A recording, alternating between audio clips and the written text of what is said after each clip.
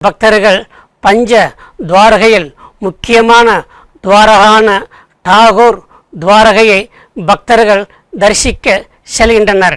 இத்தகைய டாகூர் துவாரகா குஜராத் மாநிலத்தில் அமைந்துள்ளது. இத்தகைய டாகூர் துவாரகையில் ஆலயத்தில் உள்ள கருவிலுள்ள பகவானுடைய பெயர் ரன் ஜோட் ராம்ஜி என்று பக்தர்களால் அழைத்த வண்ணம் இருக்கின்றனர். இத்தகைய டாகூர் துவாரகா எவ்வாறு உருவானது என்பதை பார்க்கும் பொழுது எல்லோருக்கும் ஆச்சரியமாக இருக்கின்றது. பகவான் பக்தன் மேல் அந்த அளவுக்கு அளவு கடந்த பாசத்தையும் கருணையும் காட்டிய வண்ணம் இன்றும் இருக்கின்றார். ஆதி காலத்தில் போதனா என்ற ஒரு ஏழை பக்தர் வாழ்ந்து வந்தார். அவர் டாகூரில் வசித்து வந்தார். டாகூரிலிருந்து பல கிலோமீட்டர் தூரத்தில் உள்ள துவாரகைக்கு சென்று அங்குள்ள கிருஷ்ணரை தினசரி நடந்து போய் வழிபட்ட வண்ணம் இருந்தார். இவ்வாறு பல ஆண்டுகள் தரிசித்ததன் காரணமாக 70வது வயதில் அவர் தள்ளாடிய வண்ணம் துவாரகைக்கு சென்று கிருஷ்ணரை கண்ணீரோடு வழிபடும் பொழுது பகவான் கிருஷ்ணர் அவருக்கு தரிசனம் கொடுக்கின்றார். அவ்வாறு தரிசனம் கொடுத்தவர் மட்டுமல்லாமல் கிருஷ்ண பரமாத்மா அந்த போதனா பக்தனிடம் கூறுகின்றார், போதனா, இந்த ஆடம்பரமான ஆலயத்தில் நான் வசிக்க விருப்பமில்லை. அதே போன்று உன்னுடைய எளிய குடிசையிலே வாழ ஆசைப்படுகின்றேன்.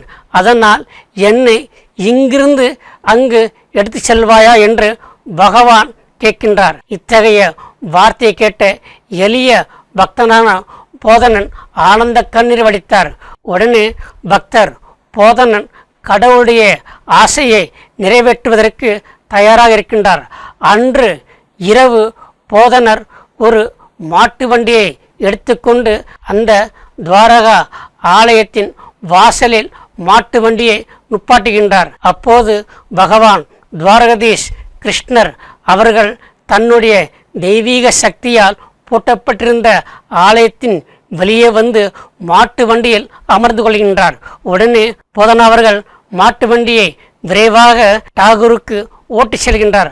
அவ்வாறு ஓட்டி சென்று பக்கத்திலுள்ள குளத்தில் கிருஷ்ணனுடைய விக்கிரகத்தை மறைத்து வைத்து விடுகின்றார். மறுநாள் காலையில் துவாரகா ஆலயத்திலுள்ள அர்ச்சகர்கள் கேள்விப்பட்டு போதனாவிடம் சண்டைக்கு செல்கின்றனர். அவ்வாறு சண்டை செய்யும் பொழுது ஒரு அர்ச்சகர் ஈட்டியால் போதனாவை எரியும் பொழுது போதனாவின் கையில் பட்டு அந்த ஈட்டியானது குளத்திலுள்ள கிருஷ்ணனுடைய விக்கிரகத்தின் மேல் விழுகின்றது. அவ்வாறு ஈட்டி கிருஷ்ணனுடைய விக்கிரகத்தில் பட்டவுடன் குளம் முழுவதும் இரத்தமாக காட்சியளிக்கின்றது. இதை பார்த்த ஆலயத்தினுடைய அர்ச்சகர்கள் ஆச்சரியத்தோடும் பயத்தோடும் அந்த குளத்தை பார்க்கின்றனர். அப்பொழுது கிருஷ்ண பரமாத்மா குளத்திலிருந்து வெளிப்பட்டு அர்ச்சகர்களுக்கு ஆறுதலையும் வழங்குகின்றார். பின்னர் போதனா அந்த விக்கிரகத்தை தன்னுடைய எளிய குடிசைக்கு எடுத்து சென்று வழிபட ஆரம்பிக்கின்றார். அன்பார்ந்த பக்தர்களே, கடவுளினுடைய கருணையை பாருங்கள். பொதுவாக பகவானை தேடித்தான் பக்தர்கள் ஆலயத்து செல்வார்கள். ஆனால் இங்கு பகவான் பக்தனை தேடி அவருடைய வீட்டிற்கே சென்றிருக்கின்றார். அவ்வாறு இருக்கின்ற சமயத்தில் துவாரகதீஷ் ஒரு பெரிய பணக்காரர் கனவிலே தோன்றி எனக்கு ஒரு ஆலயம் கட்டி பக்தர்களுக்கு வழிபாடு செய்ய ஏற்பாடு செய் என்று சொல்கின்றார். அத்தகைய பெரும் பாக்கியம் பெற்ற பக்தர் யாரென்றால் மகாராஷ்டிராவில் உள்ள கோபால்ராவ் என்பவராவார். அவருடைய கனவில் 1770ஆம் ஆண்டு பகவான் தோன்றி ஆலயத்திற்கு ஏற்பாடு செய்யுமாறு கேட்டுக்கொள்கின்றார். இதன் விளைவாக அந்த பக்தர் தனக்கு கிடைத்த ஒரு பெரிய பாக்கியமாக கருதி அவர் ஆலயத்தை கட்ட ஆரம்பிக்கின்றார். அந்த ஆலயம் கட்டப்பட்டு 1795ஆம் ஆண்டு கும்பாபிஷேகம் செய்யப்பட்டு பக்தர்களுக்காக வழிபாடு செய்வதற்காக அவர் அந்த ஆலயத்தை திறந்து வைக்கின்றார். இத்தகைய பல அதிசய நிகழ்வுகள் நடந்த அற்புதமான டாகூர் துவாரகதீஷ் ஆலயத்தை தரிசிக்கலாம் வாருங்கள்.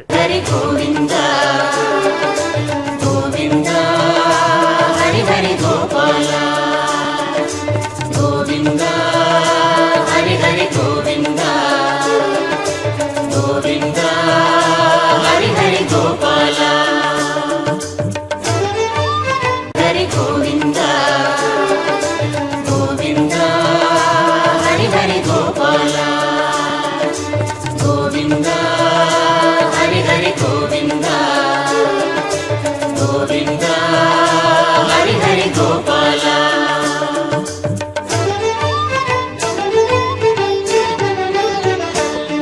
மேற்கொண்ட ஆலயத்திலுள்ள கருவறையிலுள்ள பகவானுடைய பெயர் ரன்ஜோட் ராம்ஜி என்று பக்தர்கள் அழைக்கின்றனர்.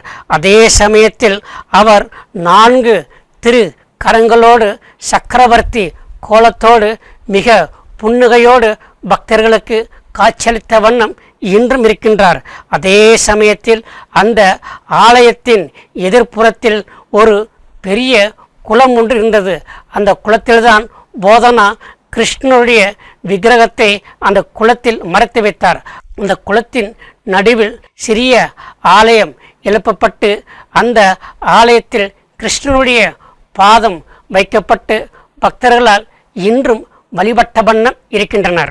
இத்தகைய அற்புதமிக்க ஆலயத்தை நாம் பார்க்க வேண்டுமென்றால் முதலில் அகமதாபாத் செல்ல வேண்டும்.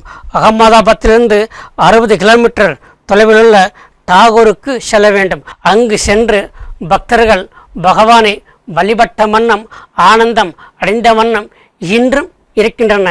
இத்தகைய அதிசயமும் அற்புதமும் நிறைந்த டாகூர் துவாரகாவில் உள்ள கிருஷ்ணரை நாமும் தரிசித்து அவருடைய ஆசீர்வாதம் பெற்று எப்போதும் ஆனந்தமாக வாழ்வோமாக.